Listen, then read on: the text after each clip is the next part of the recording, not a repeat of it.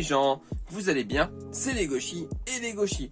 On se retrouve aujourd'hui pour une nouvelle vidéo qui est l'épisode 1 d'un nouveau concept que je voulais faire sur la chaîne qui s'appelle Faut qu'on parle. En gros, je voulais vous parler de sujets qui m'intéressent et en débattre avec vous parce que je trouve ça intéressant d'avoir vos avis et de vous donner mon avis sincère sur un sujet. Donc aujourd'hui, on va parler des collectors. Alors, petit disclaimer en début de vidéo, je suis pas éditeur. Je suis pas libraire, je travaille pas pour un site marchand, tout ça. Donc ça sera entièrement subjectif et en tant que non professionnel, enfin j'ai pas la science infuse, je dis pas que ça et ça c'est possible. Je donne juste mon avis, je donne juste ce que j'aimerais voir, que ce soit possible ou non, j'en sais rien, vu que c'est pas mon travail. Mais du coup voilà, je tenais à préciser que c'est pas quelque chose de condescendant. Je veux pas être méchant avec les éditeurs. Je veux pas être pour le con qui râle sur tout et n'importe quoi. Juste, c'est mon avis, c'est complètement subjectif sur les éditions collector de manga. Et du coup, bah, c'est parti. Donc j'ai classé ça point par point et on va commencer pour le point numéro 1, qui est la fréquence de sortie des collectors.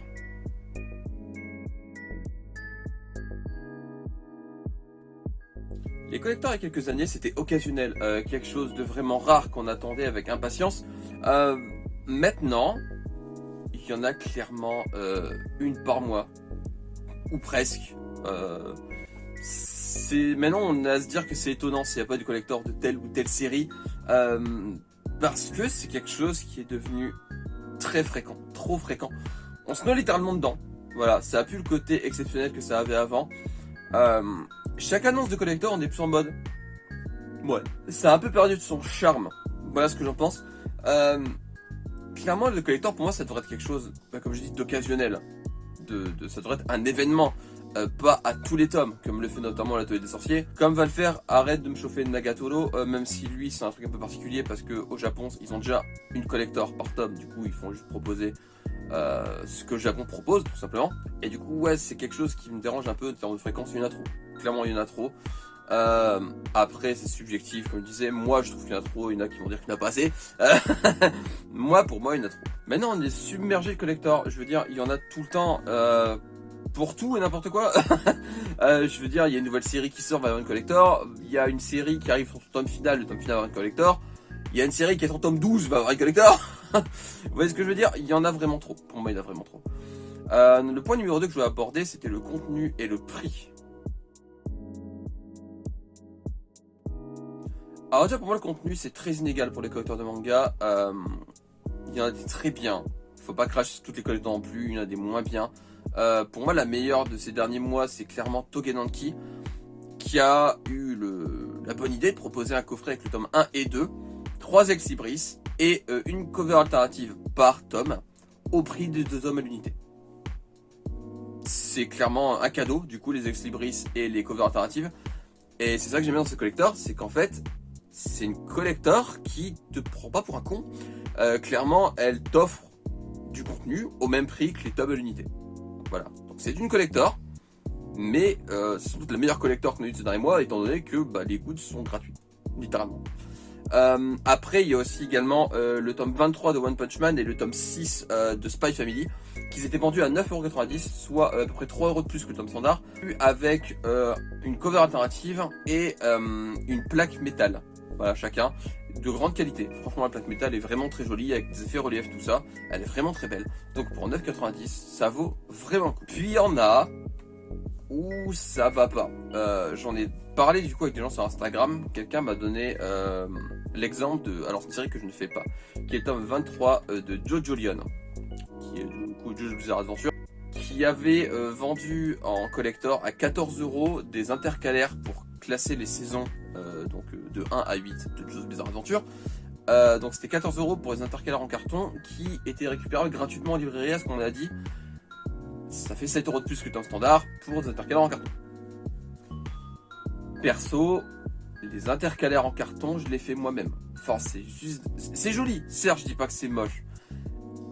Mais ces intercalaires en carton, en termes de contenu, je suis pas convaincu. C'est 7€ de plus, c'est le prix d'un tome, c'est clairement le prix d'un tome, pour pouvoir séparer des saisons avec un bout de carton. pour moi, c'est une des collectors qui vaut le moins le coup de ce que j'ai entendu parler. Après, il y a le cas Demon Slayer. Demon Slayer qui te vend des collectors d'un tome du manga avec un tome des romans. Alors certes, c'est le prix du manga et du roman séparément, dans un écrin. Donc c'est exactement le prix des 2 tomes, mais c'est pas collector pour moi. Il n'y a rien dedans qui fait appeler à collector. Pour moi, une édition collector comporte des goodies, pas juste un écrin avec 2 tomes dedans. Voilà, pour moi c'est pas une collector. Déjà, les romans le font, les coffrets qui regroupent plusieurs tomes d'une série. Alors certes, des fois les romans c'est limité dans le temps, mais c'est une question de moi. Demon Slayer, en 24 heures, il n'y a plus rien. Clairement, pour moi, c'est pas une édition collector. Le terme est mensonger. Clairement, ce n'est pas une édition collector. Et du coup, ça m'énerve encore plus de les voir au double du prix sur Vinted, mais ça on va en reparler plus tard. Parce que c'est pas collector. Ça sert à rien de les acheter plus cher que le prix de base. Alors que dedans, il y a juste le tome du manga et le tome du roman. Achetez-la à l'unité. Si vous n'avez pas réussi à l'avoir, si vous avez réussi à l'avoir, tant mieux. Je veux dire, l'écran, pourquoi pas, voilà. Si vous arrivez à l'avoir, tant mieux. Si vous passez à côté, mais l'achetez pas à un prix exorbitant. Je veux dire, si vous l'avez raté, c'est pas grave, achetez les 2 tomes à l'unité. C'est juste un écran, il n'y a rien dedans, il n'y a pas d'ex-libris, il n'y a pas de marque-page, c'est juste 2 tomes dans un écran carton. Et pour moi, ça vaut vraiment pas le coup de les acheter à un prix exorbitant alors que dedans, il n'y a rien. Et donc maintenant, je vais parler des précommandes sur Internet, qui est un sujet aussi très problématique.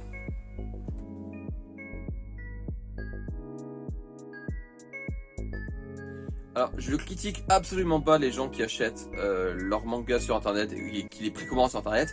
Ce serait bête parce que moi je le fais. Parce que j'ai pas le choix, j'ai pas de librairie dans le coin. La librairie la plus proche elle est à 45-50 minutes. Je vais pas faire autant de route pour aller chercher des mangas, clairement. Parce que ça me ferait 2 heures quasiment aller-retour. Et non, clairement juste pour des mangas ça vaut pas le coup. Du coup, ouais, je vais pas critiquer les gens qui commandent sur Internet, je vais critiquer les sites en question. Parce que il y a un gros problème au niveau des précommandes sur les sites. Alors, je parle notamment de la Fnac, Amazon, Cultura, Leclerc, ce genre de sites qui ouvrent les précommandes beaucoup trop tôt. C'est tout simple, les précommandes démarrent avant que les éditeurs annoncent les collectors en question. Et c'est pas normal. C'est le cas notamment de la collector de Demon Slayer tome 23, qui sera le tome final de Demon Slayer. Je vous les montre, vous voulez pas, ils sont là. Ils sont hors champ, ils sont ici. La collector du tome 23 est précommandable depuis la semaine dernière. Et il en a déjà plus. Il est en rupture. Il sort au mois de juillet. Ça a été mis fin février. Il y a un truc qui va pas. Clairement, il y a un truc qui va pas. Le manga, la collector n'a même pas été annoncée par Panini. Et elle est déjà en rupture sur Fnac, Amazon, Cultura. Je l'ai eu de justesse sur Amazon, mais quand je dis de justesse, je l'ai précommandé et une fois que j'ai été revoir sur l'affiche, c'était marqué indisponible. Donc je l'ai vraiment eu sur le fil. Et c'est clairement pas normal. C'est clairement pas normal. Il faudrait vraiment que les éditeurs se mettent d'accord avec les sites pour bloquer. Clairement, il faut qu'ils bloquent les précommandes, qu'ils fassent l'affiche certes, mais qu'ils lancent pas la précommande. Parce que du coup, ça pose un gros problème. La collector n'a pas été annoncée par Panini. Du coup, on connaît pas le contenu. Et clairement, les gens précommandent, moi le premier, la collector pour ne pas la rater. Parce que il y a des gens comme moi qui n'ont pas le choix de passer par internet et du coup qui doivent précommander pour être sûr de l'avoir. Heureusement que les précommandes ça s'annule parce que clairement on précommande quelque chose sans savoir ce qu'il y a dedans. Et on est obligé de le faire, sinon on va la rater. Donc au pire, si l'éditeur annonce le contenu qui ne nous plaît pas, on annule la précommande. C'est pas grave. Mais moi ça me dérange que ça nous force à précommander parce qu'on aime une série, on l'adore, c'est une de nos séries préférées par exemple, et il y a une collector annoncée par un site, annoncée même pas, ils le mettent en 12D comme ça, donc c'est à vous de voir et c'est à vous de regarder, c'est un autre problème, je vais en parler juste après. Et du coup, on précommande sans savoir ce qu'il y a dedans. Et donc, comme je disais il y a 2 secondes, c'est à nous d'aller voir. Donc, soit vous suivez un Instagrammeur, un TikToker, ce que vous voulez, un influenceur qui met en story ou en post que tel ou tel manga va avoir une collector, et vous pouvez la précommander. Si vous avez de la chance d'arriver assez tôt. Mais sinon, c'est à vous d'aller voir. parce que la collector n'a pas été annoncée. Et il y a des gens qui n'ont pas le temps d'aller voir tout le temps sur les sites, genre ça, il y a une collector, ça, il y a une collector. Et du coup, ces gens-là, ils ratent les collectors. Tout simplement. Parce qu'ils n'ont pas le temps d'aller voir. Et c'est pas normal. C'est clairement pas normal que les sites mettent d'abord les précommandes alors que le manga n'a pas été annoncé. Je trouve pas ça normal. Et donc quand je disais qu'on a peur de le rater, c'est aussi parce qu'il y a un gros problème au niveau des stocks. Et je vais justement parler de ça dans le prochain point. C'est la rareté des exemplaires.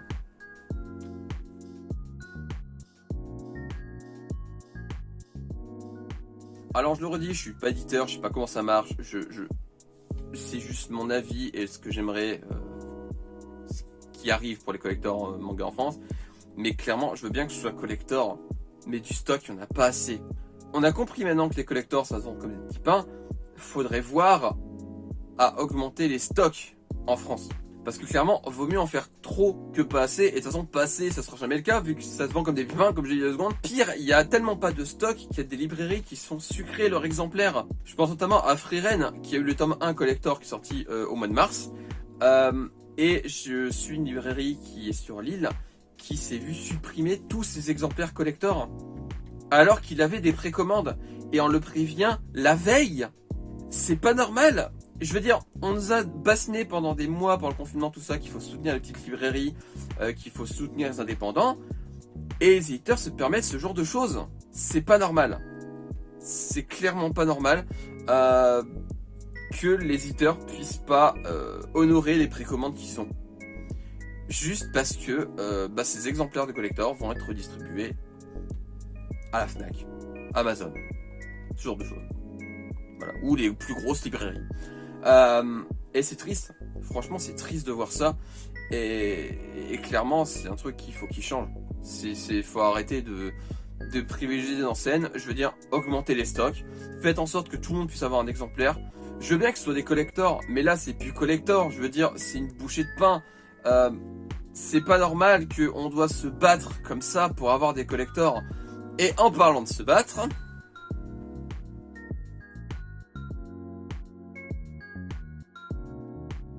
vous les connaissez bien, ils sont à l'affût du moindre objet où il y a le nom collector ou limité dans le titre.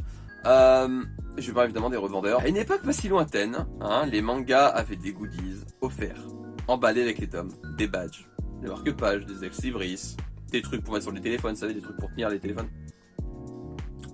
Mais les collectors sont arrivés à un rythme d'abord occasionnel, puis de plus en plus fréquemment.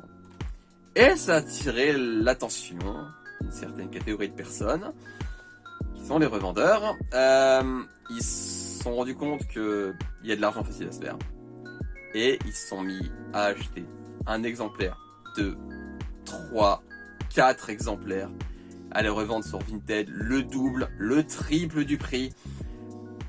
Alors qu'ils aiment pas les mangas la plupart. C'est vraiment juste histoire de faire chier son nom. J'ai pas d'autres mots, c'est un peu vulgaire, je suis désolé. Mais...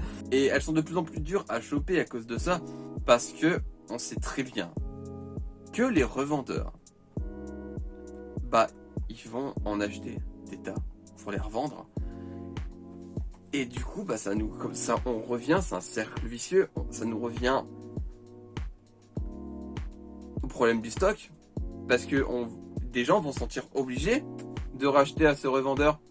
Bah oui, t'as pas eu ta collector de My Hero Academia, c'est pas grave, Jean-Michel en a acheté 4 et il leur vend 3 fois le prix sur Vinted. Et il y a des gens qui les achètent. Il y a des gens qui l'achètent. Et c'est un des plus gros problèmes. C'est que forcément, il n'y a pas assez de stock.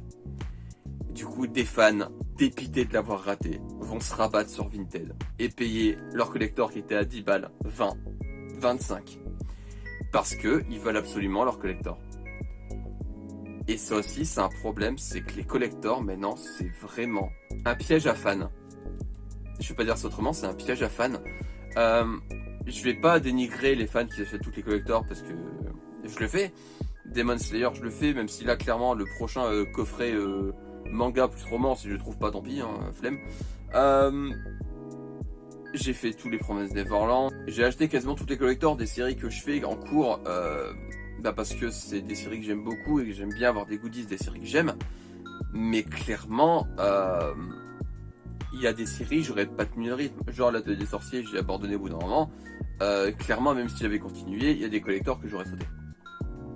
Il y en a trop. Au final, tous les problèmes se recoupent. Il n'y a pas assez de stock. Du coup, les revendeurs achètent le peu qu'il y a. Les fans se sentent obligés d'aller sur Vinted pour les acheter parce qu'ils n'ont pas réussi à l'avoir. Parce que les précommandes ont été lancées trop tôt et qu'ils n'ont pas vu l'annonce et du coup ils l'ont raté. Et dans les librairies indépendantes, les précommandes ont sauté parce que ils n'ont pas eu les exemplaires parce qu'il n'y avait pas de stock. Tout se regroupe. Tout. Il y a un vrai problème au niveau des collectors en France. Du coup, je vais faire la conclusion pour regrouper un peu tout ce que j'ai dit.